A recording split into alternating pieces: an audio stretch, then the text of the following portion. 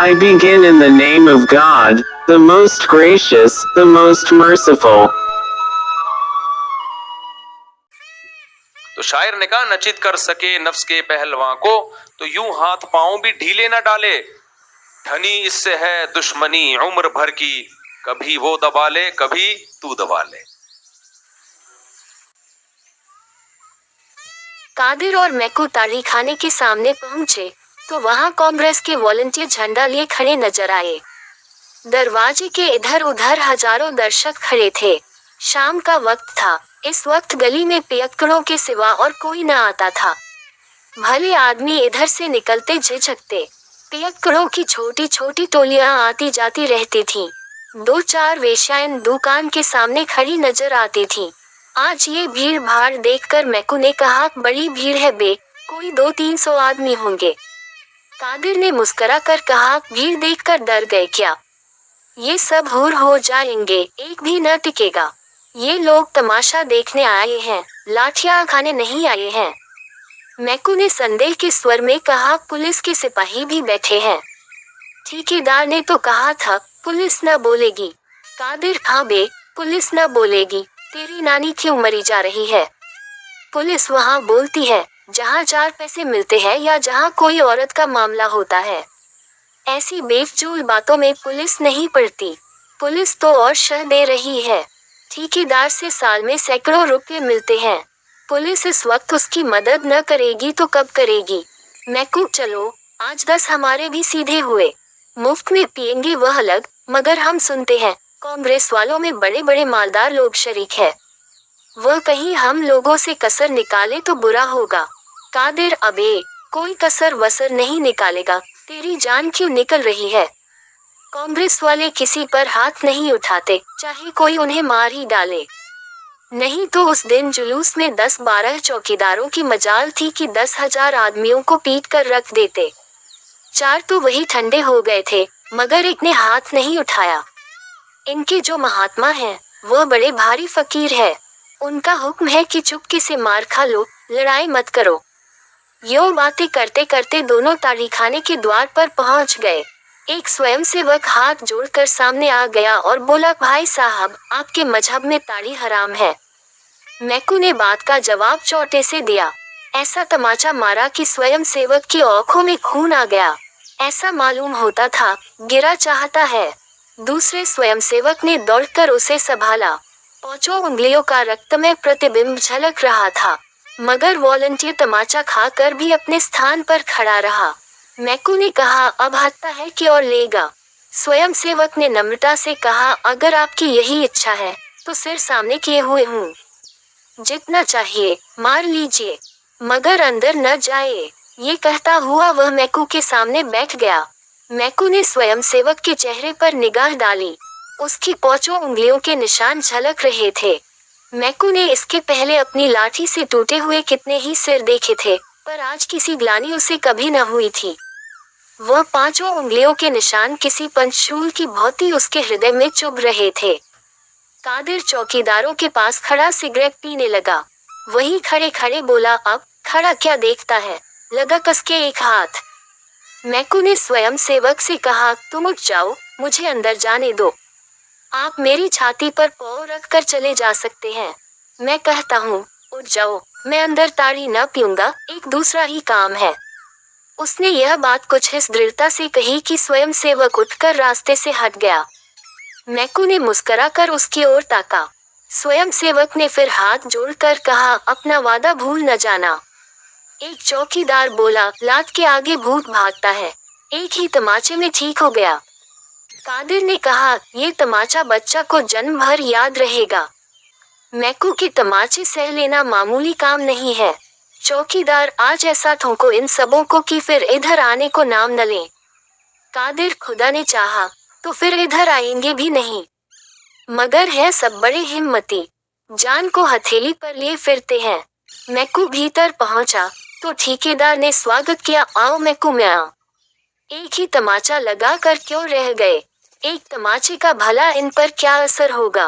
बड़े लतखोर हैं सब, कितना ही पीटो असर ही नहीं होता।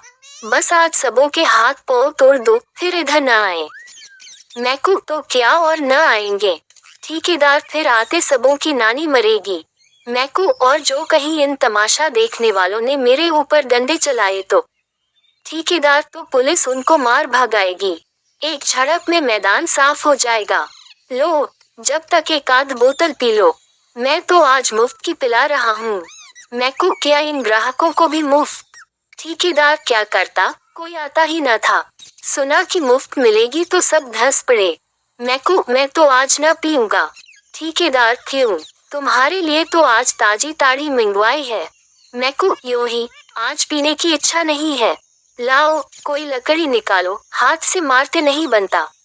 ठेकेदार ने लपक कर एक मोटा सोंटा मैकू के हाथ में दे दिया और डंडेबाजी का तमाशा देखने के लिए द्वार पर खड़ा हो गया।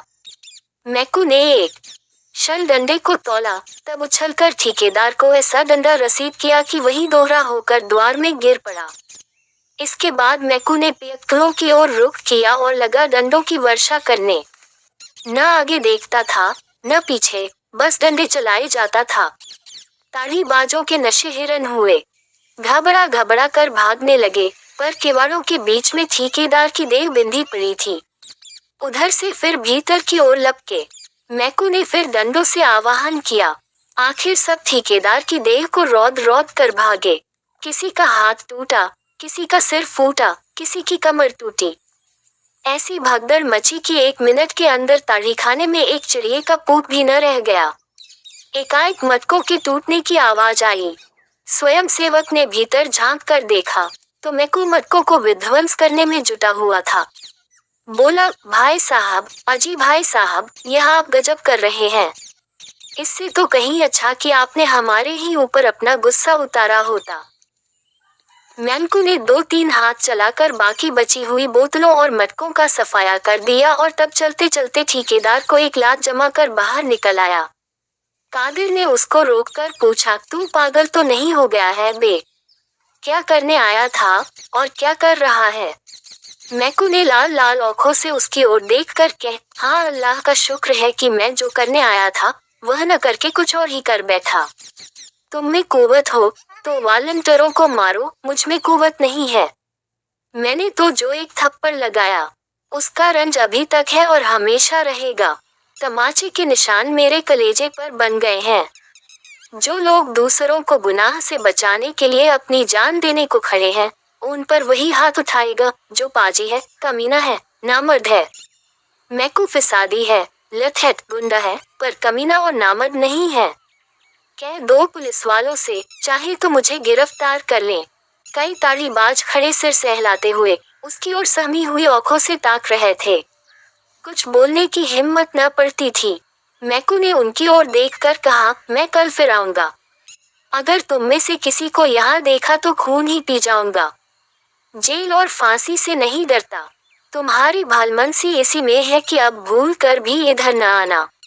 ये कांग्रेस वाले तुम्हारे दुश्मन नहीं है। तुम्हारे और तुम्हारे बाल बच्चों की भलाई के लिए ही तुम्हें पीने से रोकते हैं। इन पैसों से अपने बाल बच्चों की परवरिश करो, घी दूध खाओ।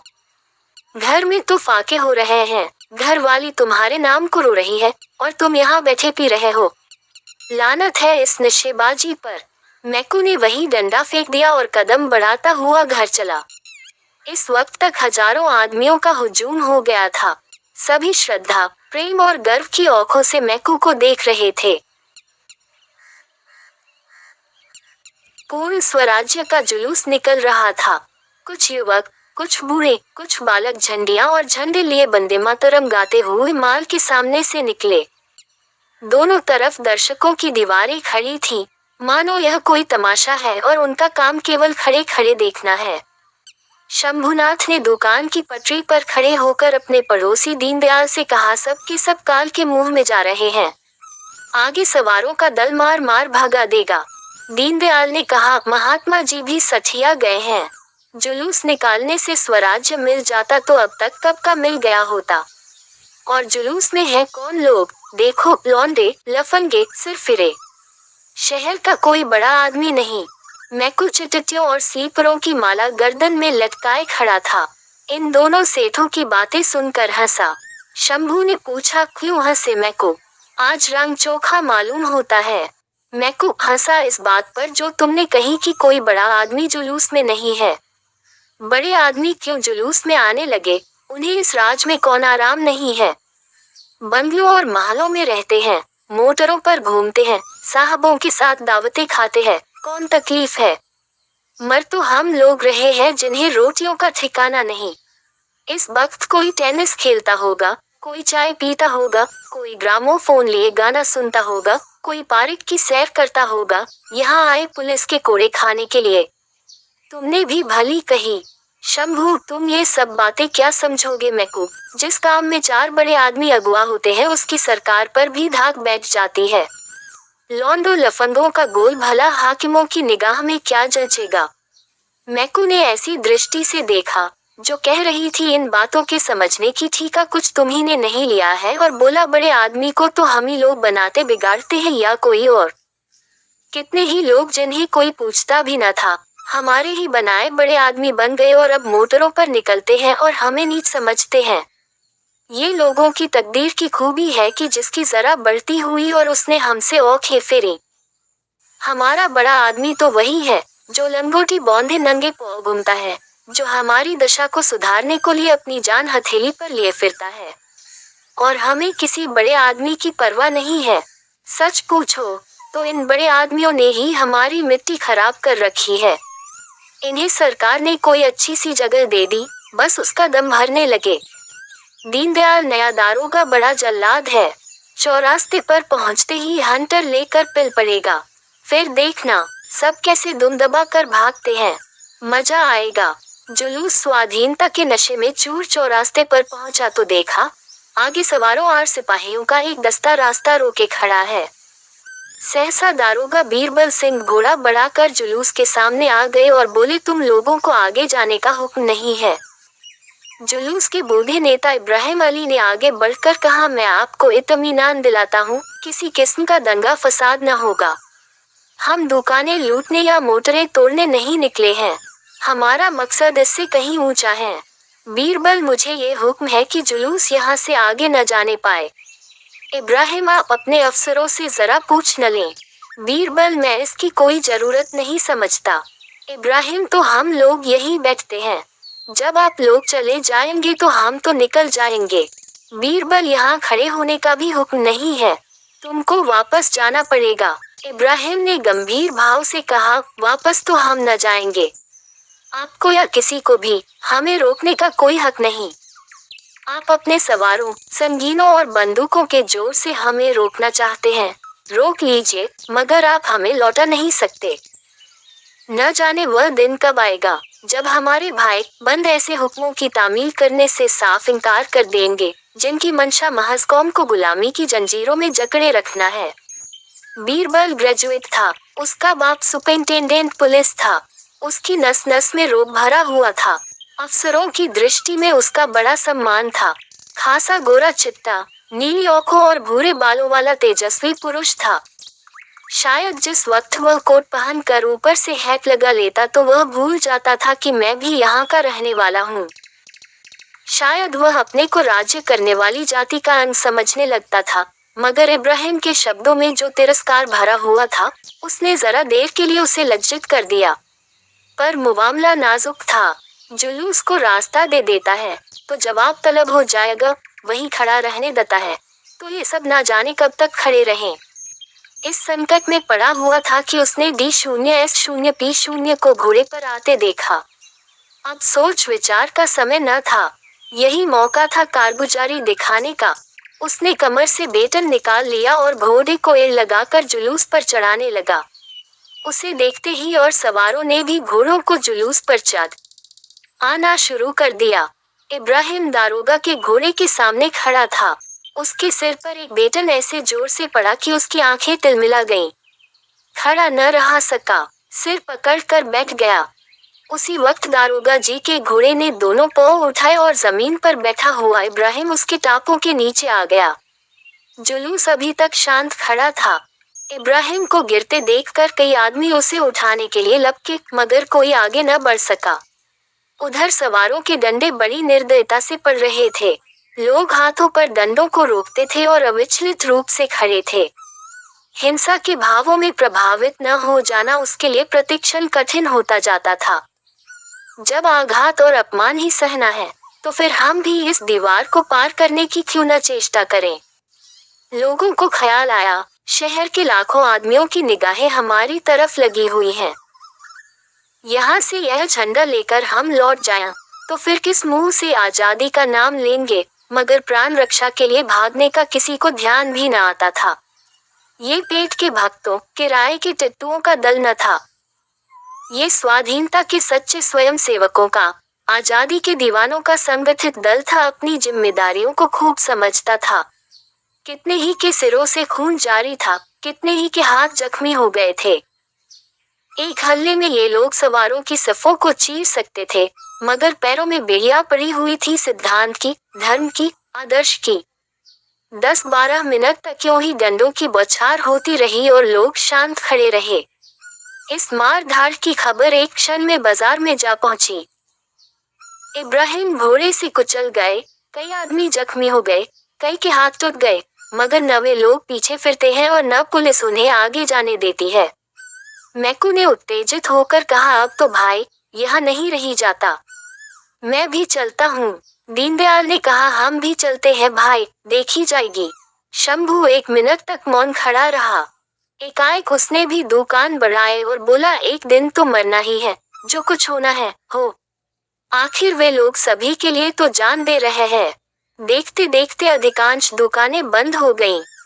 वह लोग जो 10 मिनट पहले तमाशा देख रहे थे, इधर उधर से दौड़ पड़े और हजारों आदमियों का एक विराट दल घटनास्थल की ओर चला। यह उन्मत्त, हिंसा मत से भरे हुए मनुष्यों का समूह था, जिसे सिद्धांत और आदर्श की परवाह न थी, जो मरने के लिए ही नहीं मारने के लिए भी तैयार थे। कितनों ही के हाथों में लाठियां थी, कितने ही जेबों में पत्थर भरे हुए थे। न कोई किसी से कुछ बोलता था, न पूछता था। बस सब के सब मन में एक दृढ़ संकल्प किए लपके चले जा रहे थे, मानो कोई घटा उमड़ी चली आती हो। इस दल को दूर से देखते ही सवारों में कुछ हलचल पड़ी। बीरबल सिंह के चेहरे पर हवाएं उड़ने लगी। D0S0P0 ने अपनी मोटर बढ़ाई। शांति और अहिंसा के व्रतधारियों पर डंडे बरसाना और बात थी, एक उन्मत्त दल से मुकाबला करना दूसरी बात। सवार और सिपाही पीछे खिसक गए। इब्राहिम की पीठ पर घोड़े ने टाप रख दी। वह चेत जमीन पर पड़े थे। इन आदमियों का शोरगुल सुनकर आप ही आप उनकी आंखें खुल गईं। एक युवक को इशारे से बुलाकर कहा, क्यों कैलाश, क्या कुछ लोग शहर से आ रहे हैं? कैलाश ने उस बढ़ती हुई घटा की ओर देखकर कहा, जी हाँ, हजारों आदमी हैं। इब्राहिम, तो अब खैरियत नहीं है। झंडा लौटा दो, हमें फौरन लौट चलना चाहिए, नहीं तूफान मच जाएगा। हमें अपने भाइयों से लड़ाई नहीं करनी है, फौरन लौट चलो। ये कहते हुए उन्होंने उठने की चेष्टा की, मगर उठ न सके। इशारे की देर थी। संगठित सेना की भांति लोग हुक्म पाते ही पीछे फिर गए। झंडियों के बॉसों, साफों और रूमालों से चटपट एक स्ट्रेचर तैयार हो गया। इब्राहिम को लोगों ने उस पर लिटा दिया और पीछे फिरे। मगर क्या वह परास्त हो गए थे? अगर कुछ लोगों को उन्हें परास्त मानने में ही संतोष हो, तो हो, लेकिन वास्तव में उन्होंने एक युगांतकारी विजय प्राप्त की थी। वे जानते थे, हमारा संघर्ष अपने ही भाइयों से है, जिनके हित परिस्थितियों के कारण हमारे हितों से भिन्न है। हमें उनसे वैर नहीं करना है। फिर वह ये भी नहीं चाहते कि शहर में लूट और दंगे का बाजार गर्म हो जाए और हमारे धर्मयुद्ध का अंत। लूटी हुई दुकानें, फूटे हुए सिर हों। उनकी विजय का सबसे उज्जवल चिन्ह ये था कि उन्होंने जनता की सहानुभूति प्राप्त कर ली थी। वही लोग जो पहले उन पर हंसते थे, उनका धैर्य और साहस देखकर उनकी सहायता के लिए निकल पड़े थे। मनोवृत्ति का ये परिवर्तन ही हमारी असली विजय है। हमें किसी से लड़ाई करने की जरूरत नहीं। हमारा उद्देश्य केवल जनता की सहानुभूति प्राप्त करना है, उसकी मनोवृत्तियों का बदल देना है। जिस दिन हम इस लक्ष्य पर पहुंच जाएंगे, उसी दिन स्वराज्य सूर्य उदय होगा। 3 दिन गुजर ये थे। बीरबल सिंह अपने कमरे में बैठे चाय पी रहे थे और उनकी पत्नी मिथनबाई शिशु को गोद में लिए सामने खड़ी थी। बीरबल सिंह ने कहा, मैं क्या करता उस वक्त? पीछे D0S0P0 खड़ा था। अगर उन्हें रास्ता दे देता तो अपनी जान मुसीबत में फंसती। मिथुन बाई ने सिर हिलाकर कहा, तुम कम से कम इतना तो कर ही सकते थे कि उन पर डंडे न चलाने देते। तुम्हारा काम आदमियों पर डंडे चलाना है। तुम ज्यादा से ज्यादा उन्हें रोक सकते थे।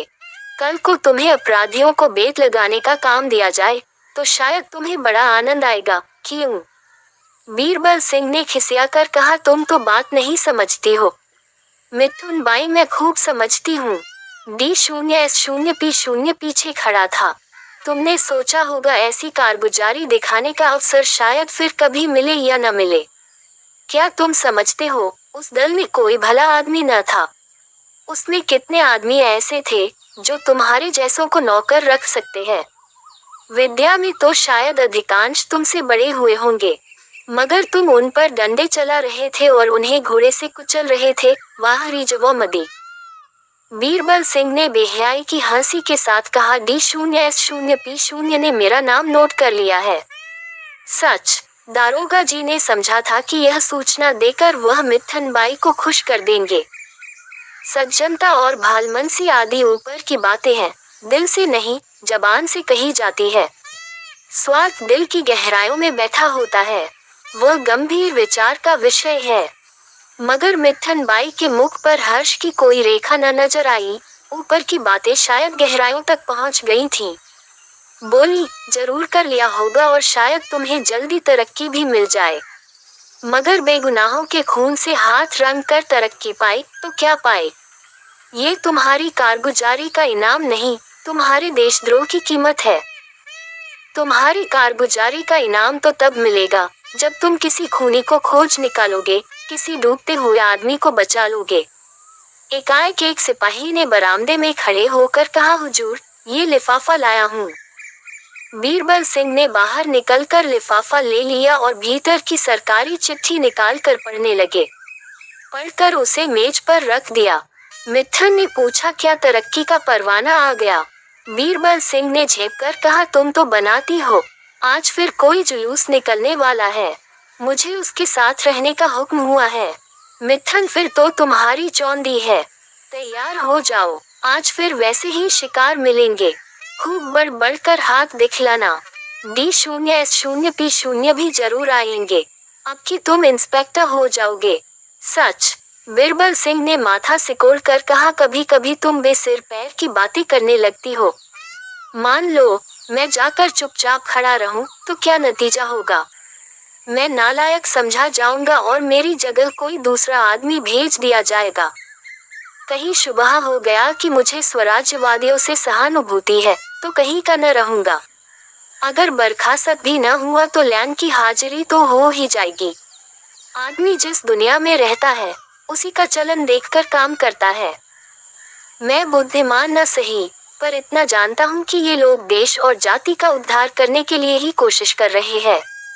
ये भी जानता हूँ कि सरकार इस ख्याल को कुचल डालना चाहती है। ऐसा गधा नहीं हूँ कि गुलामी की जिंदगी पर गर्व करूँ, लेकिन परिस्थिति से मजबूर हूँ। बाजे की आवाज कानों में आई। बीरबल सिंह ने बाहर जाकर पूछा, मालूम हुआ स्वराज्य वालों का जुलूस आ रहा है। चटपट वर्दी पहनी, साफा बांधा और जेब में पिस्तौल रखकर बाहर आए। एक क्षण में घोड़ा तैयार हो गया। कांस्टेबल पहले ही से तैयार बैठे थे। सब लोग डबल मार्च करते हुए जुलूस की तरफ चले। ये लोग डबल मार्च करते हुए कोई 15 मिनट में जुलूस के सामने पहुंच गए। इन लोगों को देखते ही अगणित कंठों से वंदे मातरम की एक ध्वनि निकली, मानो मेघमंडल में गर्जन का शब्द हुआ हो। फिर सन्नाटा छा गया। उस जुलूस में और इस जुलूस में कितना अंतर था। वह स्वराज्य के उत्सव का जुलूस था, यह एक शहीद के मातम का।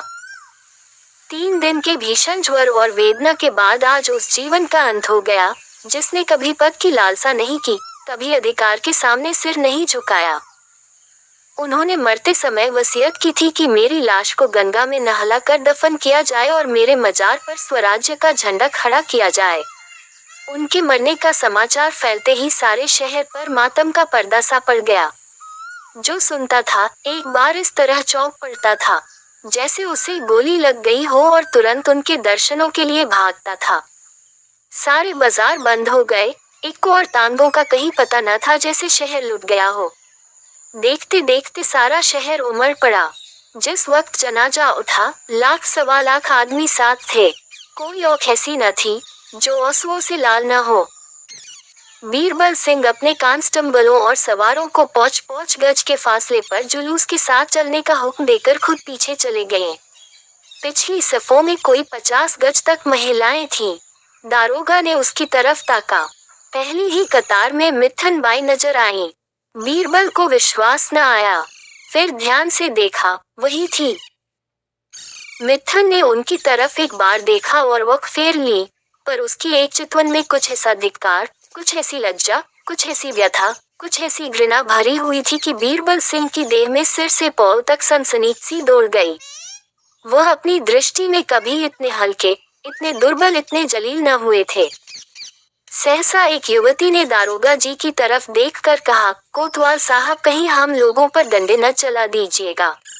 आपको देखकर भय हो रहा है। दूसरी बोली, आप ही के कोई भाई तो थे जिन्होंने उस माल के चौरस्ते पर इस पुरुष पर आघात किए थे। मिठन ने कहा, आपके कोई भाई न थे, आप खुद थे। बीसियों ही मुंहों से आवाजें निकली, अच्छा, ये वही महाशय है। महाशय, आपका नमस्कार है। यह आप ही की कृपा का फल है कि आज हम भी आपके डंडे के दर्शन के लिए आ खड़ी हुई है। बीरबल ने मिठन बाई की ओर आंखों का भाला चलाया, पर मुंह से कुछ न बोले। एक तीसरी महिला ने फिर कहा, हम एक जलसा करके आपको जयमाल पहनाएंगे और आपका यशोगान करेंगे। चौथी ने कहा, आप बिल्कुल अंग्रेज मालूम होते हैं, जब ही इतने गोरे हैं। एक बुढ़िया ने औंखें चढ़ाकर कहा, मेरी कोख में ऐसा बालक जन्मा होता तो उसकी गर्दन मरोड़ देती। एक युवती ने उसका तिरस्कार करके कहा, आप भी खूब कहती हैं, माताजी, कुत्ते तक तो नमक कहाँ कदा करते हैं, ये तो आदमी है। बुढ़िया ने झल्ला कर कहा, पेट के गुलाम, हाय पेट, हाय पेट। इस पर कई स्त्रियों ने बुढ़िया को आड़े हाथों ले लिया और वह बेचारी लज्जित होकर बोली, अरे, मैं कुछ कहती थोड़े ही हूँ, मगर ऐसा आदमी भी क्या जो स्वार्थ के पीछे अंधा हो जाए। बीरबल सिंह अब और न सुन सके। घोड़ा बढ़ाकर जुलूस से कई गज पीछे चले गए। मर्द लज्जित करता है तो हमें क्रोध आता है, स्त्रियां लज्जित करती हैं तो ग्लानि उत्पन्न होती है। बीरबल सिंह की इस वक्त इतनी हिम्मत न थी कि फिर उन महिलाओं के सामने जाते। अपने अफसरों पर क्रोध आया, मुझी को बार बार क्यों इन कामों पर तैनात किया जाता है? और भी तो है, उन्हें क्यों नहीं लाया जाता? क्या मैं ही सबसे गया बीता हूँ? क्या मैं ही सबसे भाव शून्य हूँ? मिट्टी इस वक्त मुझे दिल में कितना कायर और नीच समझ रही होगी। शायद इस वक्त मुझे कोई मार डाले तो वह जबान भी न खोलेगी। शायद मन में प्रसन्न होगी कि अच्छा हुआ, अभी कोई जाकर साहब से कह दे कि बीरबल सिंह की स्त्री जुलूस में निकली थी तो कहीं का न रहूं। मिट्टी जानती है, समझती, फिर भी निकल खड़ी हुई। मुझसे पूछा तक नहीं। कोई फिक्र नहीं है न? जब भी ये बातें सोचती है, यहाँ सभी बेफिक्र हैं। कॉलेजों और स्कूलों के लड़के, मजदूर, पेशेवर, इन्हें क्या चिंता? मरण तो हम लोगों की है, जिनके बाल बच्चे हैं और कुल मर्यादा का ध्यान है। सब की सब मेरी तरफ कैसा घूर रही थी, मानो खा जाएंगी। जुलूस शहर की मुख्य सड़कों से गुजरता हुआ चला जा रहा था। दोनों ओर छतों पर, छज्जों पर, जंगलों पर, वृक्षों पर दर्शकों की दीवारें सी खड़ी थी। बीरबल सिंह को आज उनके चेहरों पर एक नई स्फूर्ति, एक नया उत्साह, एक नया गर्व झलकता हुआ मालूम होता था। स्फूर्ति थी वृक्षों के चेहरे पर, उत्साही युवकों के और गर्व रमणियों के। ये स्वराज्य के पथ पर चलने का उल्लास था। अब उनको यात्रा का लक्ष्य अज्ञात न था, पथभ्रष्टों की भांति इधर उधर भटकना न था, दलितों की भांति सिर झुकाकर रोना न था। स्वाधीनता का सुनहला शिखर सुदूर आकाश में चमक रहा था। ऐसा जान पड़ता था कि लोगों को बीच के नालों और जंगलों की परवाह नहीं है। सब उन सुनहले लक्ष्य पर पहुंचने के लिए उत्सुक हो रहे हैं। 11 बजते बजते जुलूस नदी के किनारे जा पहुंचा। जनाजा उतारा गया और लोग शव को गंगा स्नान कराने के लिए चले। उसके शीतल, शांत, पीले मस्तक पर लाठी की चोट साफ नजर आ रही थी। रक्त जमकर काला हो गया था। सिर के बड़े बड़े बाल खून जम जाने से किसी चित्रकार की तुलिका की भांति चिमट गए थे। कई हजार आदमी इस शहीद के अंतिम दर्शनों के लिए मंडल बांध कर खड़े हो गए। बीरबल सिंह पीछे घोड़े पर सवार खड़े थे। लाठी की चोट उन्हें भी नजर आई। उनकी आत्मा ने जोर से धिक्कारा। वह शव की ओर न ताक सके, मुंह फेर लिया।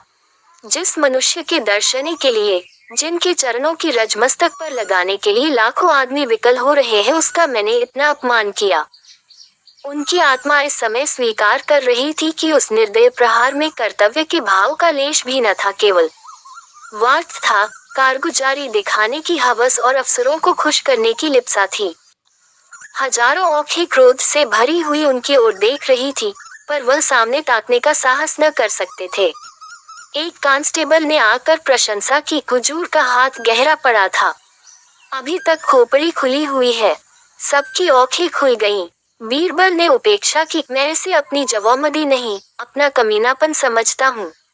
कांस्टेबल ने फिर खुशामद की। बड़ा सरकश आदमी था हुजूर। बीरबल ने तीव्र भाव से कहा, चुप रहो। जानते भी हो सरकश किसे कहते हैं। सरकश वे कहलाते हैं जो डाके मारते हैं, चोरी करते हैं, खून करते हैं। उन्हें सरकश नहीं कहते जो देश की भलाई के लिए अपनी जान हथेली पर लिए फिरते हों। हमारी बदनसीबी है कि जिनकी मदद करनी चाहिए उनका विरोध कर रहे हैं। ये घमंड करने और खुश होने की बात नहीं है, शर्म करने और रोने की बात है। स्नान समाप्त हुआ। जुलूस यहाँ से फिर रवाना हुआ। शव को जब खाक के नीचे सुलाकर लोग लौटने लगे तो 2 बज रहे थे।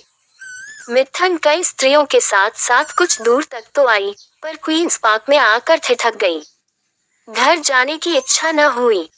वह जीर्ण, आहत, रक्तरंजित शव, मानो उसके विरक्त हो गया था कि अब उसे धिक्कारने की भी उसकी इच्छा न थी। ऐसे स्वार्थी मनुष्य पर भाई के सिवा और किसी चीज का असर हो सकता है, इसका उसे विश्वास ही न था।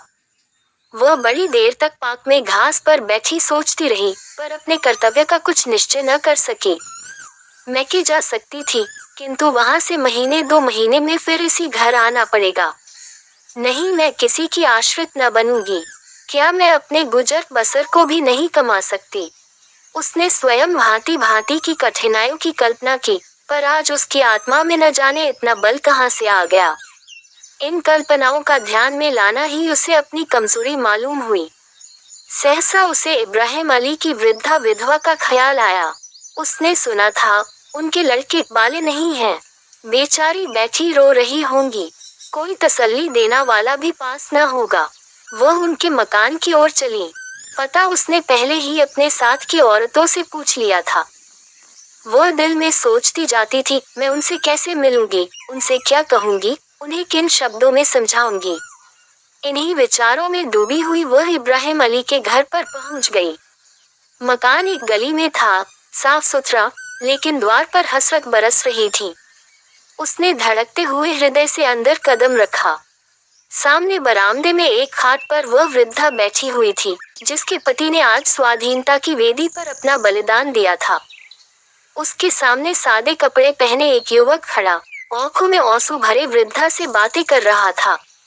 मिथन उस युवक को देखकर चौंक पड़ी। वह बीरबल सिंह थे। उसने क्रोधमय आश्चर्य से पूछा, तुम यहाँ कैसे आए? बीरबल सिंह ने कहा, उसी तरह जैसे तुम आई, अपने अपराध क्षमा कराने आया हूँ। मिथन के गोरे मुखड़े पर आज गर्व, उल्लास और प्रेम की जो उज्जवल विभूति नजर आई, वह अकथनीय थी। ऐसा जान पड़ा मानो उसके जन्म जन्मांतर के क्लेश मिट गए हैं। वह चिंता और माया के बंधनों से मुक्त हो गई है।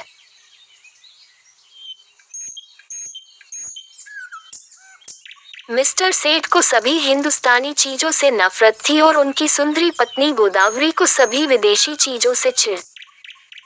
मगर धैर्य और विनय भारत की देवियों का आभूषण है। गोदावरी दिल पर हजार जबर करके पति की लाई हुई विदेशी चीजों का व्यवहार करती थी, हालांकि भीतर ही भीतर उसका हृदय अपनी परवशता पर रोता था। वह जिस वक्त अपने छज्जे पर खड़ी होकर सड़क पर निगाह दौड़ाती और कितनी ही महिलाओं को खद्दर की साड़ियों पहने गर्व से सिर उठाते चलते देख रही, तो उसके भीतर की वेदना एक ठंडी आह बनकर निकल जाती थी। उसे ऐसा मालूम होता था कि मुझसे ज्यादा बदनसीब औरत संसार में नहीं है। मैं अपने स्वदेश वासियों की इतनी भी सेवा नहीं कर सकती। शाम को मिस्टर सेठ के आग्रह करने पर वह कहीं मनोरंजन या सैर के लिए जाती तो विदेशी कपड़े पहने हुए निकलते शर्म से उसकी गर्दन झुक जाती थी। वह पत्रों में महिलाओं के जोश भरे व्याख्यान पढ़ती तो उसकी आंखें जगमगा उठती। थोड़ी देर के लिए वह भूल जाती कि मैं यहाँ बंधनों में जकड़ी आई हूँ। होली का दिन था, 8 बजे रात का समय। स्वदेश के नाम पर बिके हुए अनुरागियों का जुलूस आकर मिस्टर सेठ के मकान के सामने रुका और उसी चौड़े मैदान में विलायती कपड़ों ही होलियां लगाने की तैयारियां होने लगी। गोदावरी अपने कमरे में खिड़की पर खड़ी यह समारोह देखती थी और दिल महसूस कर रह जाती थी। एक वह है जो खुश खुश आजादी के नशे मतवाले गर्व से सिर उठाए होली लगा रहे हैं, और एक मैं हूँ कि पिंजरे में बंद पक्षी की तरह फड़फड़ा रही हूँ। इन तीलियों को कैसे तोड़ दूं? उसने कमरे में निगाह दौड़ाई। सभी चीजें विदेशी थीं। स्वदेशी का एक सूत भी न था। यही चीजें वहां जलाई जा रही थी और वही चीजें यहाँ उसके हृदय में संचित ग्लानि की भांति संदूकों में रखी हुई थी। उसके जी में एक लहर उठ रही थी कि इन चीजों को उठाकर उसी होली में डाल दे, उसकी सारी ग्लानि और दुर्बलता जलकर भस्म हो जाए। मगर पति को अप्रसन्नता के भाई ने उसका हाथ पकड़ लिया। सहसा मी शून्य सेठ के आकर अंदर कहा, जरा इन सिरफरों को देखो, कपड़े जला रहे हैं। यह पागलपन, उन्माद और विद्रोह नहीं तो और क्या है? किसी ने सच कहा है, हिंदुस्तानियों की नकल आई है न आएगी। कोई कल भी तो सीधी नहीं। गोदावरी ने कहा, तुम भी हिंदुस्तानी हो? सेठ ने गर्म होकर कहा, हो, लेकिन मुझे इसका हमेशा खेद रहता है कि ऐसे अभागे देश में क्यों पैदा हुआ। मैं नहीं चाहता कि कोई मुझे हिंदुस्तानी कहे या समझे। कम से कम मैंने आचार व्यवहार वेशभूषा रीति नीति कर्म वचन में कोई ऐसी बात नहीं रखी जिससे हमें कोई हिंदुस्तानी होने का कलंक लगाए। पूछिए, जब हमें 8 आने गज में बढ़िया कपड़ा मिलता है तो हम क्यों मोटा टाट खरीदें? इस विषय में हर एक को पूरी स्वाधीनता होनी चाहिए। न जाने क्यों गवर्नमेंट ने इन दुष्टों को यहाँ जमा होने दिया। अगर मेरे हाथ में अधिकार होता तो सबों को जहन्नुम रसीद कर देता। तब आटे दाल का भाव मालूम होता। गोदावरी ने अपने शब्द में तीक्ष्ण तिरस्कार भर के कहा, तुम्हें अपने भाइयों का जरा ख्याल नहीं आता? भारत के सिवा और भी कोई देश है जिस पर किसी दूसरी जाति के शासन हो? छोटे छोटे राष्ट्र भी किसी दूसरी जाति के गुलाम बनकर नहीं रहना चाहते। क्या एक हिंदुस्तानी के लिए ये लज्जा की बात नहीं है कि वह अपने ही भाइयों के साथ अन्याय करे? सेठ ने भौहें चढ़ाकर कहा, मैं इन्हें अपना भाई नहीं समझता। गोदावरी, आखिर तुम्हें सरकार जो वेतन देती है वह इन्हीं की जेब से तो आता है। सेठ, मुझे इससे कोई मतलब नहीं कि मेरा वेतन किसकी जेब से आता है। मुझे जिसके हाथ से मिलता है वह मेरा स्वामी है। न जाने इन दुष्टों को क्या सनक सवार हुई है। कहते हैं भारत आध्यात्मिक देश है। क्या अध्यात्म का यही आशय है कि परमात्मा के विधानों का विरोध किया जाए? जब यह मालूम है कि परमात्मा की इच्छा के विरुद्ध एक पत्ती भी नहीं हिल सकती, तो यह मुमकिन है कि यह इतना बड़ा देश परमात्मा की मर्जी बगैर अंग्रेजों के अधीन हो। क्यों इन दीवानों को इतनी अक्ल नहीं आती कि जब तक परमात्मा की इच्छा न होगी कोई अंग्रेजों का बाल भी बौका न कर सकेगा? गोदावरी, तो फिर क्यों नौकरी करते हो? परमात्मा की इच्छा होगी तो आप ही आप भोजन मिल जाएगा। बीमार होते हो तो क्यों दौड़े वैद्य के घर जाते हो? परमात्मा उन्हीं की मदद करता है जो अपनी मदद आप करते हैं। सेठ, बेशक करता है, लेकिन अपने घर में आग लगा देना, घर की चीजों को जला देना ऐसे काम है जिन्हें परमात्मा कभी पसंद नहीं कर सकता। गोदावरी, तो यह कि लोगों का चुपचाप बैठे रहना चाहिए। सेठ, नहीं, रोना चाहिए। इस तरह रोना चाहिए जैसे बच्चे माता के दूध के लिए रोते हैं। सहसा होली जली, आग की शिखाएं आसमान सा बातें करने लगी, मानो स्वाधीनता की देवी अग्नि वस्त्र धारण किए हुए आकाश के देवताओं से गले मिलने जा रही हो। दीनानाथ ने खिड़की बंद कर दी। उनके लिए ये दृश्य भी असह्य था। गोदावरी इस तरह खड़ी रही जैसे कोई गाय कसाई के खूंटे पर खड़ी हो। उसी वक्त किसी के गाने का आवाज आई, वतन की देखिए तकदीरें कब बदलती है। गोदावरी के विषाद से भरे हुए हृदय में एक चोट लगी। उसने खिड़की खोल दी और नीचे की तरफ झोंका। होली अब भी जल रही थी और एक अंधा लड़का अपनी खंजरी बजाकर गा रहा था, वतन की देखिए तकदीर कब बदलती है। वह खिड़की के सामने पहुंचा तो गोदावरी पे पुकारा, ओ अंधे। खड़ा रहा, अंधा खड़ा हो गया। गोदवारी ने संदूक खोला, पर उसे एक पैसा मिला। नोट और रुपए थे, मगर अंधे फकीर को नोट या रुपए देने का सवाल ही न था। पैसे अगर 2-4 मिल जाते तो इस वक्त वह जरूर दे देती, पर वहाँ एक ही पैसा था, वह भी इतना घिसा हुआ कि कहार बाजार से लौटा लाया था। किसी दुकानदार ने न लिया था। अंधे को वह पैसा देते हुए गोदावरी को शर्म आ रही थी। वह जरा देर तक पैसे को हाथ में लिए संशय में खड़ी रही। तब अंधे को बुलाया और पैसा दे दिया। अंधे ने कहा, माताजी कुछ खाने को दीजिए, आज दिन भर से कुछ नहीं खाया। गोदावरी, दिन भर मौनता है, तब भी तुझे खाने को नहीं मिलता। अंधा, क्या करूं माता, कोई खाने को नहीं देता। गोदावरी, इस पैसे का चवेना लेकर खा ले। अंधा, खा लूंगा माताजी, भगवान आपको खुशी रखे, अब यही सोता हूँ। दूसरे दिन प्रातः काल कांग्रेस की तरफ से एक आम जलसा हुआ। मिस्टर सेठ ने विलायती टूथ पाउडर विलायती ब्रश से दांतों पर मला, विलायती साबुन से नहाया, विलायती चाय विलायती प्यालियों में पी, विलायती बिस्कुट विलायती मक्खन के साथ खाया, विलायती दूध पिया। फिर विलायती सूट धारण करके विलायती सिंगार मुंह में दबाकर घर से निकले और अपनी मोटरसाइकिल पर बैठ फ्लावर शो देखने चले गए। गोदावरी को रात भर नींद नहीं आई थी। दुराशा और पराजय की कठिन यंत्रणा किसी कोड़े की तरह उसे हृदय पर पड़ रही थी। ऐसा मालूम होता था कि उसके कंठ में कोई कड़वी चीज अटक गई है। मिस्टर सेठ का अपने प्रभाव में लाने की उसने वह सब योजनाएं की जो एक रमणी कर सकती है, पर उस भले आदमी पर उसके सारे हाव भाव, मृदु मुस्कान और वाणी विलास को कोई असर न हुआ। खुद तो स्वदेशी वस्त्रों के व्यवहार करने पर क्या राजी होते, गोदावरी के लिए एक खद्दर की साड़ी लाने पर भी सहमत न हुए। यह तक कि गोदावरी ने उनसे कभी कोई चीज मांगने की कसम खा ली।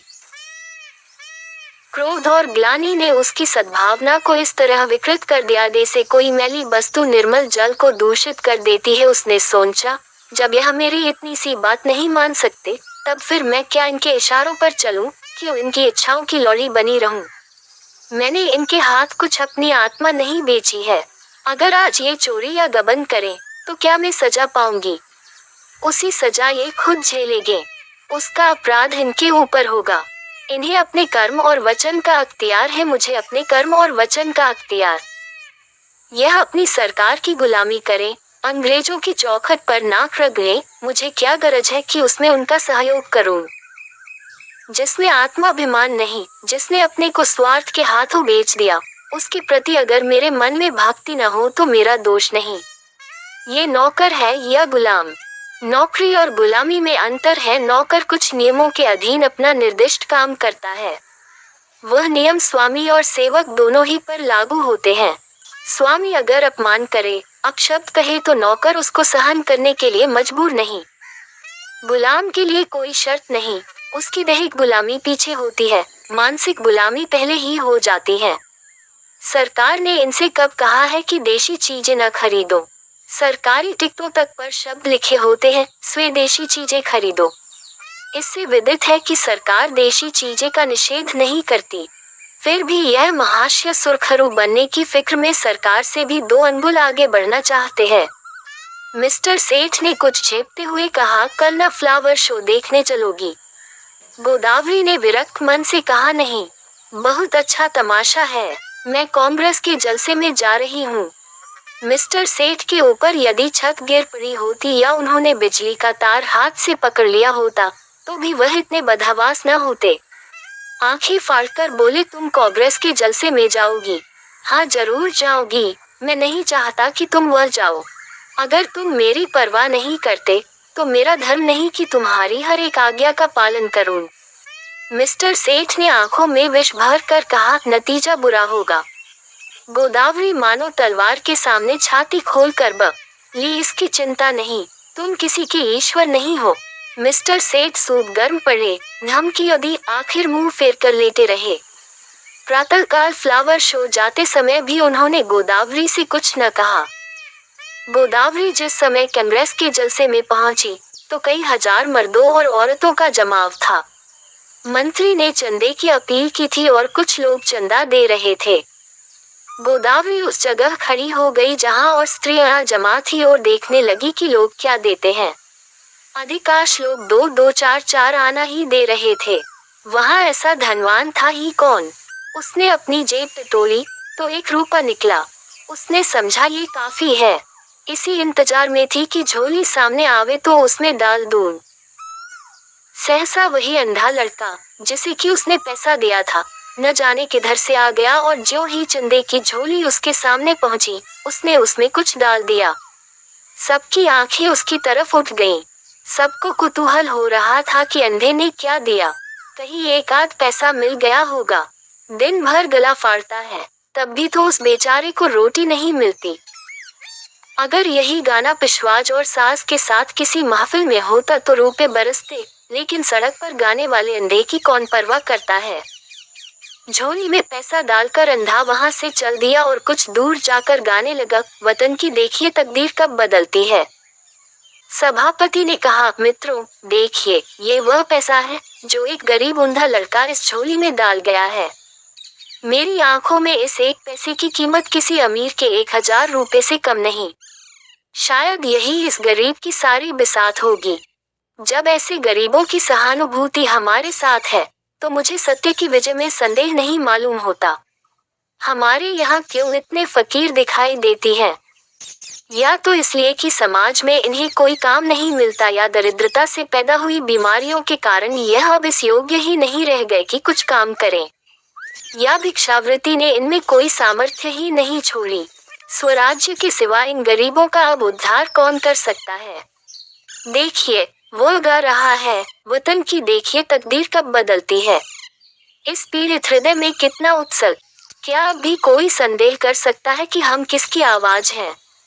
पैसा ऊपर उठाकर आप में कौन इस रत्न को खरीद सकता है? गोदावरी के मन में जिज्ञासा हुई, क्या वह वही तो पैसा नहीं है जो रात मैंने उसे दिया था? क्या उसने सचमुच रात को कुछ नहीं खाया? उसने जाकर समीप से पैसे को देखा जो मेज पर रखा दिया गया था। उसका हृदय धक से हो गया। ये वही घिसा हुआ पैसा था। उस अंधे की दशा, उसके त्याग का स्मरण करके गोदावरी अनुरक्त हो उठी। कांपते हुए स्वर में बोली, मुझे आप ये पैसा दे दीजिए, मैं 5 रुपए दूंगी। सभापति ने कहा, एक बहन इस पैसे के दाम 5 रुपए दे रही है। दूसरी आवाज आई 10 रुपये। तीसरी आवाज आई 20 रुपये। गोदावरी ने इस अंतिम व्यक्ति की ओर देखा। उसके मुख पर आत्माभिमान झलक रहा था, मानो कह रहा हो कि यहाँ कौन है जो मेरी बराबरी कर सके। गोदावरी के मन में स्पर्धा का भाव जाग उठा। चाहे कुछ हो जाए, इसके हाथ में ये पैसा न जाए। समझता है इसने 20 रुपए क्या कह दिए, सारे संसार का मोल ले लिया। गोदावरी ने कहा 40 रुपए। उस पुरुष ने तुरंत कहा 50 रुपए। हजारों आंखें गोदावरी की ओर उठ गई, मानो कह रही हो, अब की आप ही हमारी लाज रखिए। गोदावरी ने उस आदमी की ओर देखकर धमकी से मिले हुए स्वर में कहा 100 रुपये। धनी आदमी ने भी तुरंत कहा एकम 120 रुपए। लोगों के चेहरे पर हवाइयां उड़ने लगी। समझ गए इसी के हाथ विजय रही। निराश आंखों से गोदावरी की ओर ताकने लगे, मगर ज्यों ही गोदावरी के मुंह से निकला 150 की चारों तरफ तालियां पड़ने लगी, मानो किसी दंगल के दर्शक अपने पहलवान की विजय पर मतवाले हो गए हों। उस आदमी ने फिर कहा 250। गोदावरी बोली 200। फिर चारों तरफ से तालियां पड़ी। प्रतिद्वंद्वी ने अब मैदान से हट जाने ही मैंने अपनी कुशल समझी। गोदावरी विजय के गर्व पर नम्रता का पर्दा डाले हुए खड़ी थी और हजारों शुभकामनाएं उस पर फूलों की तरह बरस रही थी। जब लोगों को मालूम हुआ कि ये देवी मिस्टर सेठ की बीबी है, तो उन्हें ईर्ष्या में आनंद के साथ उस पर दया भी आई। मिस्टर सेठ अभी फ्लावर शो में ही थे कि एक पुलिस के अफसर ने उन्हें ये घातक संवाद सुनाया। मिस्टर सेठ सकते में पड़ गए, मानो सारी देह शून्य पड़ गई हो। फिर दानों मुठिया बांध ली, दांत पीसे, ओठ चबाए और उसी वक्त घर चले। उनकी मोटर साइकिल कभी इतनी तेज न चली थी। घर में कदम रखते ही उन्होंने चिंगारियों भरी आंखों से देखते हुए कहा, क्या तुम मेरे मुंह में कालिक पुतवाना चाहती हो? गोदावरी ने शांत भाव से कहा, कुछ मुंह से भी तो कहो, या गालियां ही दिए जाओगे? तुम्हारे मुंह में कालिक लगेगी तो क्या मेरे मुंह में न लगेगी? तुम्हारी जड़ खुदेगी तो मेरे लिए दूसरा कौन सा सहारा है? मिस्टर सेठ, सारे शहर में तूफान मचा हुआ है, तुमने मेरे लिए रुपए दिए क्यों? गोदावरी ने उसी शांत भाव से कहा, इसलिए कि मैं उसे अपना ही रुपया समझती हूँ। मिस्टर सेठ दौत किटकिटा कर बोले, हरगिज नहीं, तुम्हें मेरा रुपया खर्च करने का कोई हक नहीं है। गोदावरी, बिल्कुल गलत, तुम्हारे खर्च करने का तुम्हें जितना अख्तियार है उतना ही मुझको भी है। हाँ, जब तलाक का कानून पास करा लोगे और तलाक दे दोगे तब न रहेगा। मिस्टर सेठ ने अपना हैट इतने जोर से मेज पर फेंका कि वो लुढ़कता हुआ जमीन पर गिर पड़ा और बोले, मुझे तुम्हारी अक्ल पर अफसोस आता है। जानती हो तुम्हारी इस उद्दंडता का क्या नतीजा होगा? मुझसे जवाब तलब हो जाएगा। बतलाओ, क्या जवाब दूंगा? जब ये जाहिर है कि कांग्रेस सरकार से दुश्मनी कर रही है तो कांग्रेस की मदद करना सरकार के साथ दुश्मनी करनी है। तुमने तो नहीं की कांग्रेस की मदद, तुमने तो की। इसकी सजा मुझे मिलेगी या तुम्हें? अगर मैं चोरी करूं तो क्या तुम जेल जाओगे? चोरी की बात और है और यह बात और है। तो क्या कांग्रेस की मदद करना चोरी या डाके से भी बुरा है? हाँ, सरकारी नौकर के लिए चोरी या डाके से भी बुरा है। मैंने यह नहीं समझा था। अगर तुमने यह नहीं समझा था तो तुम्हारी ही बुद्धि का भ्रम था। रोज अखबारों में देखती हो फिर भी मुझसे पूछती हो। एक कांग्रेस का आदमी प्लेटफॉर्म पर बोलने खड़ा होता है तो बीसीओ सादे कपड़े वाले पुलिस अफसर उसकी रिपोर्ट लेने बैठते हैं। कांग्रेस के सरगनाओं के पीछे कई कई मुखबिर लगा दिए जाते हैं जिनका काम यही है कि उन पर कड़ी निगाह रखें। चोरों के साथ तो इतनी सख्ती कभी नहीं की जाती, इसीलिए हजारों चोरियां और डाके और खून रोज होते रहते हैं। किसी का कुछ पता नहीं चलता, न पुलिस इसकी परवाह करती है। मगर पुलिस को जिस मामले में राजनीति की गंध भी आ जाती है, फिर देखो पुलिस की मुस्तैदी, इंस्पेक्टर जनरल से लेकर कांस्टेबल तक एडीओ तक का जोर लगाते हैं। सरकार को चोरों से भय नहीं, चोर सरकार पर चोट नहीं करता।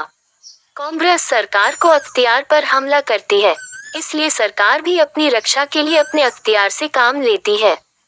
ये तो प्रकृति का नियम है।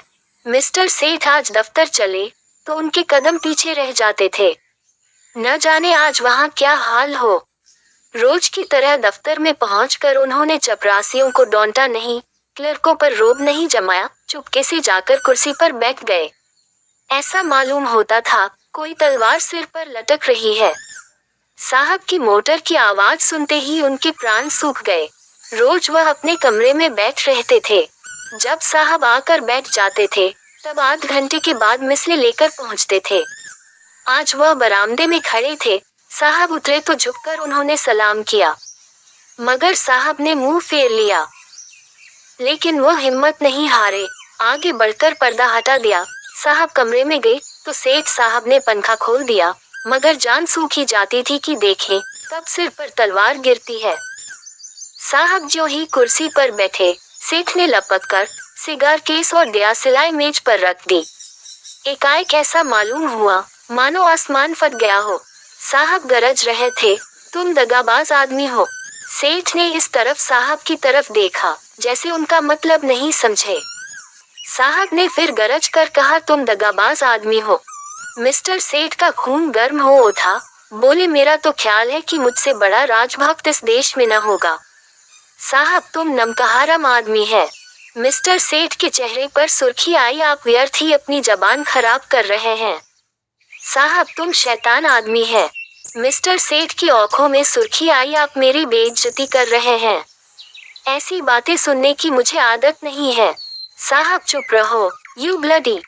तुमको सरकार 500 रुपए इसलिए नहीं देता कि तुम अपने वाइफ के हाथ से कांग्रेस का चंदा दिलवाए। तुमको इसलिए सरकार रुपया नहीं देता। मिस्टर सेठ को अपनी सफाई देने का अवसर मिला। बोले, मैं आपको विश्वास दिलाता हूँ कि मेरी वाइफ ने सरासर मेरी मर्जी के खिलाफ रुपए दिए हैं। मैं तो उस वक्त फ्लावर शो देखने गया था जहां मिस फ्रॉक का गुलदस्ता ₹5 में लिया। वहां से लौटा तो मुझे ये खबर मिली। साहब ओ, तुम हमको बेवकूफ बनाता है। ये बात अग्निशिला की भांति ज्यों ही साहब के मस्तिष्क में घुसी, उनके मिजाज का पारा उबाल के दर्जे तक पहुंच गया। किसी हिंदुस्तानी की इतनी मजाल कि उन्हें बेवकूफ बनाए। वह जो हिंदुस्तान के बादशाह हैं, जिनके पास बड़े बड़े तालुकेदार सलाम करने आते हैं, जिनके नौकरों को बड़े बड़े रईस नजराना देते हैं, उन्हीं को कोई बेवकूफ बनाए, उसके लिए वह असह्य था। रुल उठाकर दौड़ा, लेकिन मिस्टर सेठ भी मजबूत आदमी थे। यूं वह हर तरह की खुशामद किया करते थे, लेकिन यह अपमान स्वीकार न कर सके।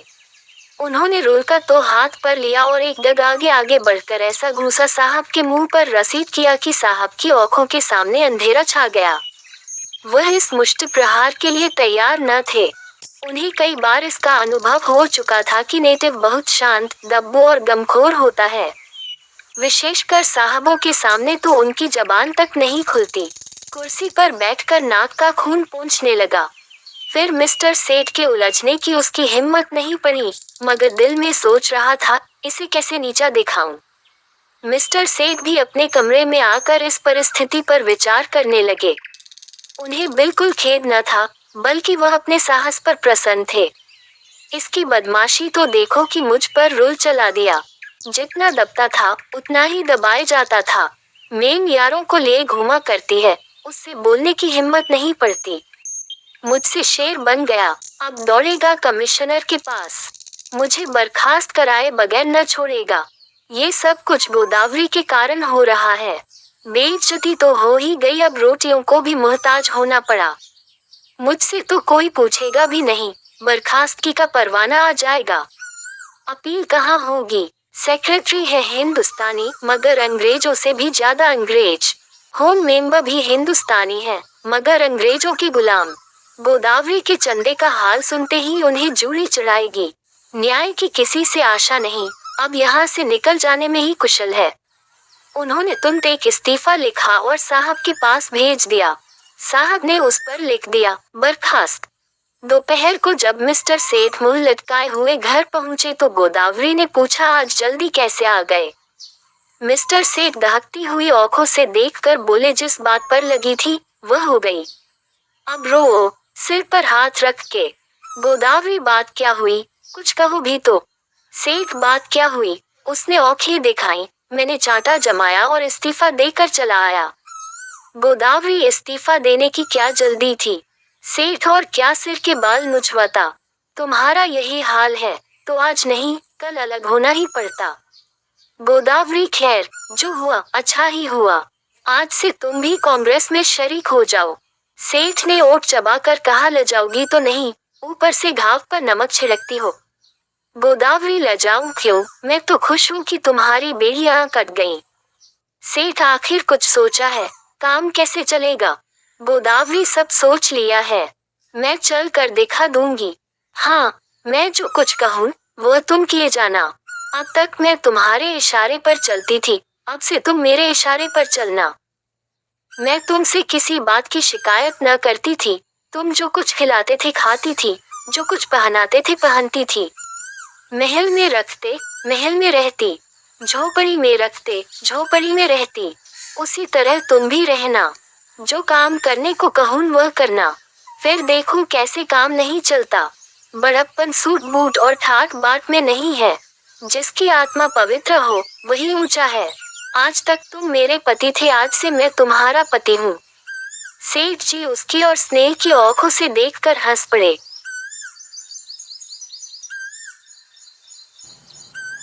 सुबह का वक्त था। ठाकुर दर्शन सिंह के घर में एक हंगामा बरपा था।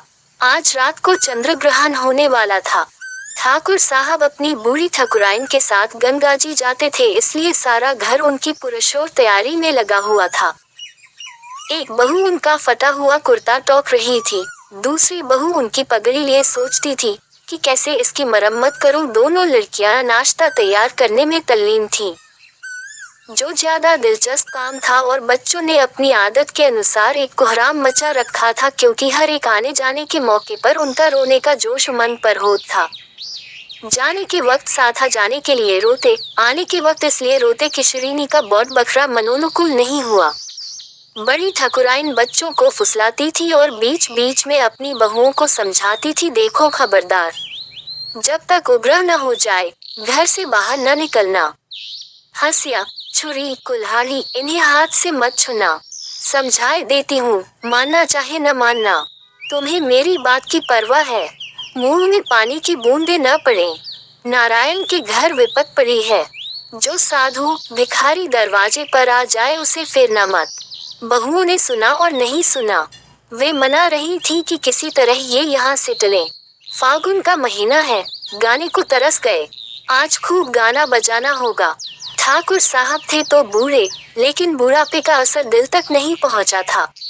उन्हें इस बात का गर्व था कि कोई ग्रहण गंगा स्नान के बगैर नहीं छूटा। उनका ज्ञान आश्चर्यजनक था। सिर्फ पत्रों को देखकर महीनों पहले सूर्य ग्रहण और दूसरे पर्वों के दिन बता देते थे। इसलिए गांव वालों की निगाह में उनकी इज्जत अगर पंडितों से ज्यादा न थी तो कम भी न थी। जवानी में कुछ दिनों फौज में नौकरी भी की थी।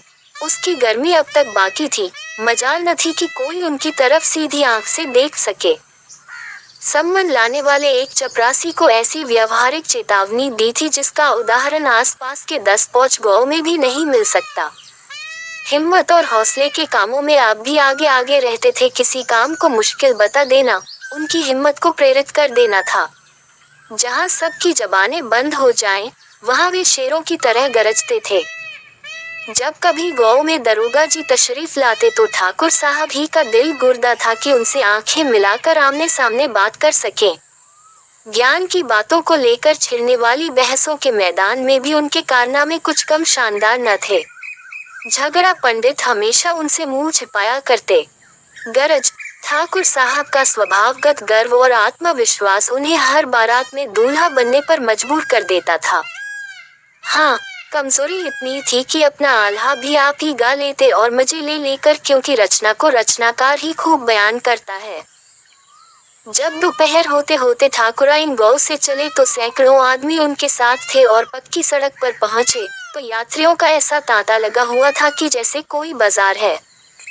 ऐसे ऐसे बुढ़े लाठियां टेकते या डोलियों पर सवार चले जाते थे जिन्हें तकलीफ देने की यमराज ने भी कोई जरूरत न समझी थी। अंधे दूसरों की लकड़ी के सहारे कदम बढ़ाए आते थे। कुछ आदमियों ने अपनी बूढ़ी माताओं को पीठ पर लाद लिया था। किसी के सर पर कपड़ों की पोटली, किसी के कंधे पर लोटा डोर, किसी के कंधे पर कांवर। कितने ही आदमियों ने पैरों पर चिथड़े लपेट लिए थे, जूते कहाँ से लाएं? मगर धार्मिक उत्साह का ये वरदान था कि मन किसी का मैला न था। सबके चेहरे खिले हुए, हंसते हंसते बातें करते चले जा रहे थे। कुछ औरतें गा रही थी, चौथ सूरज दोनों लोक के मालिक, एक दिना उन्हों पर बनती, हम जानी हम ही पर बनती। ऐसा मालूम होता था यह आदमियों की एक नदी थी जो सैकड़ों छोटे छोटे नालों और धारों को लेती हुई समुद्र से मिलने के लिए जा रही थी। जब ये लोग गंगा के किनारे पहुंचे तो तीसरे पहर का वक्त था, लेकिन मीलों तक कहीं तिल रखने की जगह न थी। इस शानदार दृश्य से दिलों पर ऐसा रोब और भक्ति का ऐसा भाव छा जाता था कि बरबस गंगा माता की जय की सदाएं बुलंद हो जाती थी। लोगों के विश्वास उसी नदी की तरह उमड़े हुए थे और वह नदी, वह लहराता हुआ नीला मैदान, वह प्यासों की प्यास बुझाने वाली, वह निराशों की आशा, वह वरदानों की देवी, वह पवित्रता का स्रोत, वह मुट्ठी भर खाक को आश्रय देने वाली गंगा हंसती मुस्कुराती थी और उछलती थी। क्या इसलिए कि आज वह अपनी चौतरफा इज्जत पर फूली न समाती थी, या इसलिए कि वह उछल उछल कर अपने प्रेमियों के गले मिलना चाहती थी जो उसके दर्शनों के लिए मंजिल तय करके आए थे? और उसके परिधान की प्रशंसा किस जबान से हो जिस सूरज से चमकते हुए तारे टोके थे और जिसके किनारों को उसकी किरणों ने रंग बिरंगे सुंदर और गतिशील फूलों से सजाया था। अभी ग्रहण लगने में घंटे की देर थी। लोग इधर उधर टहल रहे थे। ही मदारियों के खेल थे, कहीं चूरन वाले की लच्छेदार बातों के चमत्कार। कुछ लोग मेड़ों की कुश्ती देखने के लिए जमा थे। ठाकुर साहब भी अपने कुछ भक्तों के साथ सैर को निकले। उनकी हिम्मत ने गवारा न किया कि इन बाजारों दिलचस्पियों में शरीक हों। यकायक उन्हें एक बड़ा सा शामियाना तना हुआ नजर आया, जहां ज्यादातर पढ़े लिखे लोगों की भीड़ थी। ठाकुर साहब ने अपने साथियों को एक किनारे खड़ा कर दिया और खुद गर्व से ताकते हुए फर्श पर जा बैठे, क्योंकि उन्हें विश्वास था कि यहाँ उन पर देहातियों की ईर्ष्या दृष्टि पड़ेगी और संभव है कुछ ऐसी बारीक बातें भी मालूम हो जाएं तो उनके भक्तों को उनकी सर्वज्ञता का विश्वास दिलाने में काम दे सके। यह एक नैतिक अनुष्ठान था। 2-2.5 हजार आदमी बैठे हुए एक मधुरभाषी वक्ता का भाषण सुन रहे थे। फैशनेबल लोग ज्यादातर अगली पंक्ति में बैठे हुए थे, जिन्हें कनबतियों का इससे अच्छा मौका नहीं मिल सकता था। कितने ही अच्छे कपड़े पहने हुए लोग इसलिए दुखी नजर आते थे कि उनकी बगल में निम्न श्रेणी के लोग बैठे हुए थे। भाषण दिलचस्प मालूम पड़ता था। वजन ज्यादा था और चटखारे कम, इसलिए तालियां नहीं बजती थी। वक्ता ने अपने भाषण में कहा, मेरे प्यारे दोस्तों, ये हमारा और आपका कर्तव्य है। इससे ज्यादा महत्वपूर्ण, ज्यादा परिणामदायक और कौम के लिए ज्यादा शुभ और कोई कर्तव्य नहीं है। हम मानते हैं कि उनके आचार व्यवहार की दशा अत्यंत करुण है, मगर विश्वास मानिए ये सब हमारी करनी है। उनकी इस लज्जाजनक सांस्कृतिक स्थिति का जिम्मेदार हमारे सिवा और कौन हो सकता है। अब इसके सिवा और कोई इलाज नहीं है कि हम उस घृणा और उपेक्षा को, जो उनकी तरफ से हमारे दिलों में बैठी हुई है, धोएं और खूब मलकर धोएं। यह आसान काम नहीं है। जो कालिक कई हजार वर्षों से जमी हुई है, वह आसानी से नहीं मिट सकती। जिन लोगों की छाया से हम बचते आए हैं, जिन्हें हमने जानवरों से भी जलील समझ रखा है, उनसे गले मिलने में हमको त्याग और साहस और परमार्थ से काम लेना पड़ेगा। उस त्याग से जो कृष्ण में था, उस हिम्मत से जो राम में थी, उस परमार्थ से जो चैतन्य और गोविंद में था। मैं यह नहीं कहता कि आप आज ही उनसे शादी के रिश्ते जोड़ें या उनके साथ बैठकर खाएं पिएं, मगर क्या ये भी मुमकिन नहीं है कि आप उनके साथ सामान्य सहानुभूति, सामान्य मनुष्यता, सामान्य सदाचार से पेश आएं? क्या ये सचमुच असंभव बात है? आपने कभी ईसाई मिशनरियों को देखा है? जब मैं एक उच्च कोटि का सुंदर, सुकुमार, गौरवर्ण लेडी को अपनी गोद में एक काला कलूटा बच्चा लिए हुए देखता हूँ, जिसके बदन पर फोड़े हैं, खून है और गंदगी है, वह सुंदरी उस बच्चे को चूमती है, प्यार करती है, छाती से लगाती है, तो मेरा जी चाहता है उस देवी के कदमों पर सिर रख दूं। अपनी नीचता, अपना कमीनापन, अपनी झूठी बड़ाई, अपने हृदय की संकीर्णता मुझे कभी इतनी सफाई से नजर नहीं आती। इन देवियों के लिए जिंदगी में क्या क्या संपदाएं नहीं थी, खुशियां बहे पसारे हुए उनके इंतजार में खड़ी थी। उनके लिए दौलत की सब सुख सुविधाएं थीं, प्रेम के आकर्षण थे, अपने आत्मीय और स्वजनों की सहानुभूतियां थी और अपनी प्यारी मातृभूमि का आकर्षण था। लेकिन इन देवियों ने उन तमाम नेमतों, उन सब सांसारिक संपदाओं को सेवा, सच्ची निस्वार्थ सेवा पर बलिदान कर दिया है। वे ऐसी बड़ी कुर्बानियां कर सकती हैं, तो हम क्या इतना भी नहीं कर सकते कि अपने अछूत भाइयों से हमदर्दी का सलूक कर सकें? क्या हम सचमुच ऐसे पस्त हिम्मत, ऐसे बोधे, ऐसे बेरहम हैं? इसे खूब समझ लीजिए कि आप उनके साथ कोई रियायत, कोई मेहरबानी नहीं कर रहे हैं। यह उन पर कोई एहसान नहीं है, यह आप ही के लिए जिंदगी और मौत का सवाल है। इसलिए मेरे भाइयों और दोस्तों, आइए इस मौके पर शाम के वक्त पवित्र गंगा नदी के किनारे काशी के पवित्र स्थान में हम मजबूत दिल से प्रतिज्ञा करें कि आज से हम अछूतों के साथ भाईचारे का सलूक करेंगे, उनके तीज त्योहारों में शरीक होंगे और अपने त्योहारों में उन्हें बुलाएंगे, उनके गले मिलेंगे और उन्हें अपने गले लगाएंगे, उनकी खुशियों में खुश और उनके दर्दों में दर्दमंद होंगे। और चाहे कुछ ही क्यों न हो जाए, चाहे ताना तिश्नों और जिल्लत का सामना ही क्यों न करना पड़े, हम इस प्रतिज्ञा पर कायम रहेंगे। आप में सैकड़ों जोशीले नौजवान हैं जो बात के धनी और इरादे के मजबूत हैं। कौन ये प्रतिज्ञा करता है? कौन अपने नैतिक साहस का परिचय देता है? वह अपनी जगह पर खड़ा हो जाए और ललकार कर कहे कि मैं ये प्रतिज्ञा करता हूँ और मरते दम तक इस पर दृढ़ता से कायम रहूंगा। सूरज गंगा की गोद में जा बैठा था और माँ प्रेम और गर्व से मतवाली जोश में उमड़ी हुई रंग केसर को शर्माती और चमक में सोने की लजाती थी। एक रोबीली खामोशी छाई थी उस सन्नाटे में। सन्यासी की गर्मी और जोश से भरी हुई बातें गंगा की लहरों और गगनचुंबी मंदिरों में समा गईं। गंगा एक गंभीर माँ की निराशा के साथ हंसी और देवताओं ने अफसोस से सिर झुका लिया, मगर मुंह से कुछ न बोले। सन्यासी की जोशीली पुकार फिजा में जाकर गायब हो गई, मगर उस मजमे में किसी आदमी के दिल तक न पहुंची। वहां कौम पर जान देने वालों की कमी न थी। स्टेजों पर कौमी तमाशे खेलने वाले कॉलेजों के होनहार नौजवान, कौम के नाम पर मिटने वाले पत्रकार, कौमी संस्थाओं के मेंबर, सेक्रेटरी और प्रेसिडेंट, राम और कृष्ण के सामने सिर झुकाने वाले सेठ और साहूकार, कौमी कॉलेजों के ऊंचे हौसलों वाले प्रोफेसर और अखबारों में कौमी तरक्कियों की खबरें पढ़कर खुश होने वाले दफ्तरों के कर्मचारी हजारों की तादाद में मौजूद थे। आंखों पर सुनहरी ऐनकें लगाए मोटे मोटे वकीलों का एक पूरी फौज जमा थी। मगर सन्यासी के उस गर्म भाषण से एक दिल भी न पिघला, क्योंकि वह पत्थर के दिल थे जिसमें दर्द और भुलावट न थी, जिसमें सदिच्छा थी मगर कार्य शक्ति न थी, जिसमें बच्चों की सी इच्छा थी मर्दों का सा इरादा न था।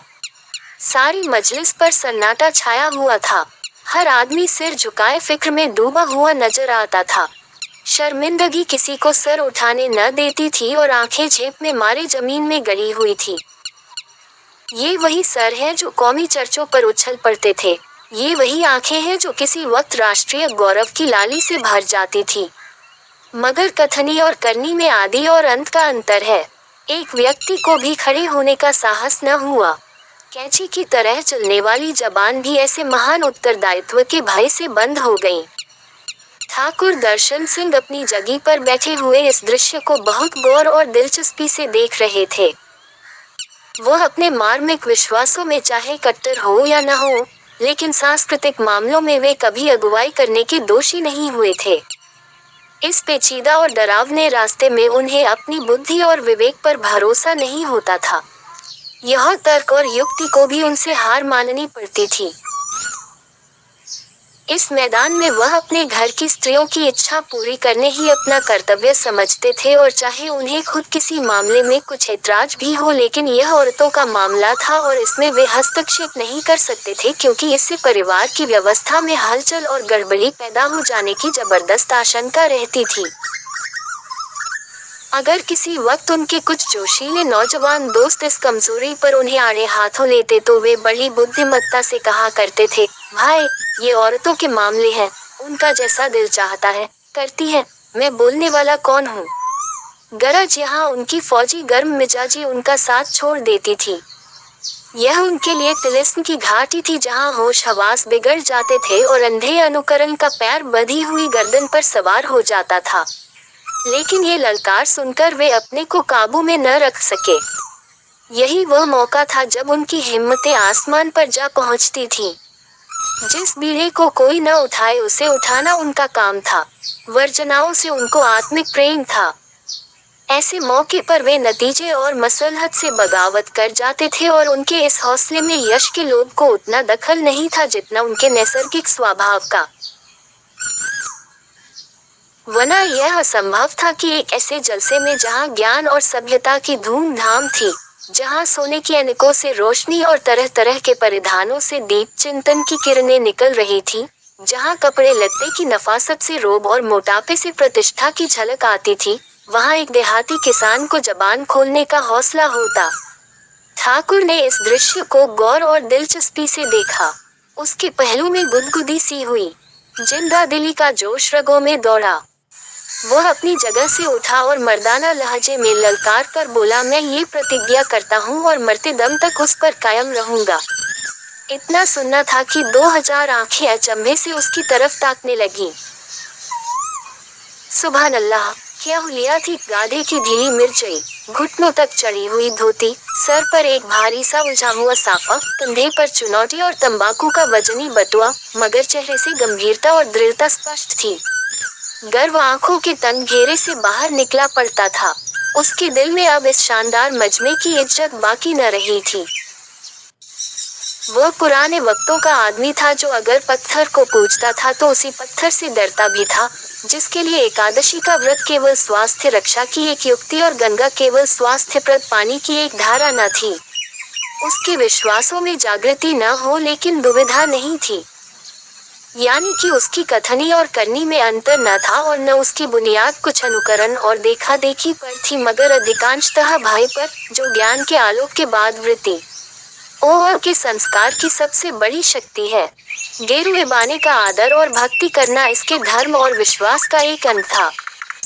संन्यास में उसकी आत्मा को अपना अनुचर बनाने की एक सजीव शक्ति छिपी हुई थी और उस ताकत ने अपना असर दिखाया। लेकिन मजमे की इस हैरत ने बहुत जल्द मजाक की सूरत अख्तियार की। मतलब भरी निगाहें आपस में कहने लगी, आखिर गवार ही तो ठहरा, देहाती है, ऐसे भाषण कभी काहे को सुने होंगे। बस उबल पड़ा। उथले गड्ढे में इतना पानी भी न समा सका। कौन नहीं जानता कि ऐसे भाषणों का उद्देश्य मनोरंजन होता है। 10 आदमी आए, इकट्ठे बैठ कुछ सुना, कुछ गपशप मारी और अपने अपने घर लौटे। न ये कि कॉल करार करने बैठे, अमल करने के लिए कसमें खाए। मगर निराश सन्यासी सो रहा था। अफसोस, जिस मुल्क की रोशनी में इतना अंधेरा है, वहाँ कभी रोशनी का उदय होना मुश्किल नजर आता है। इस रोशनी पर, इस अंधेरी, मुर्दा और बेजान रोशनी पर मैं जहालत को, अज्ञान को ज्यादा ऊंची जगह देता हूँ। अज्ञान में सफाई है और हिम्मत है, उसके दिल और जबान में पर्दा नहीं होता, न कथनी और करनी में विरोध। क्या यह अफसोस की बात नहीं है कि ज्ञान और अज्ञान के आगे सिर झुकाए? इस सारे मजमे में सिर्फ एक आदमी है, जिसके पहलू में मर्दों का दिल है और वो उसे बहुत सजग होने का दावा नहीं, लेकिन मैं उसके अज्ञान पर ऐसी हजारों जागृतियों को कुर्बान कर सकता हूँ। तब वो प्लेटफॉर्म से नीचे उतरे और दर्शन सिंह को गले से लगाकर कहा, ईश्वर तुम्हें प्रतिज्ञा पर कायम रखे। शेर है ना, दिल गुलिस्तां था तो हर शय से टपकती थी बहार, दिल बयाबा हो गया आलम बयाबा हो गया। जब इंसान खुश होता है तो रेगिस्तानों में भी उसको बाग और बहार का मजा आता है, और जब अंदर से दिल बेआबान हो और उसमें ही कांटे चुभ रहे हो, परेशान हो, तो बागों में भी और गुलिस्तान में भी उसको सुकून नहीं मिलता। Subscribe and share and like and comment, but now as you like.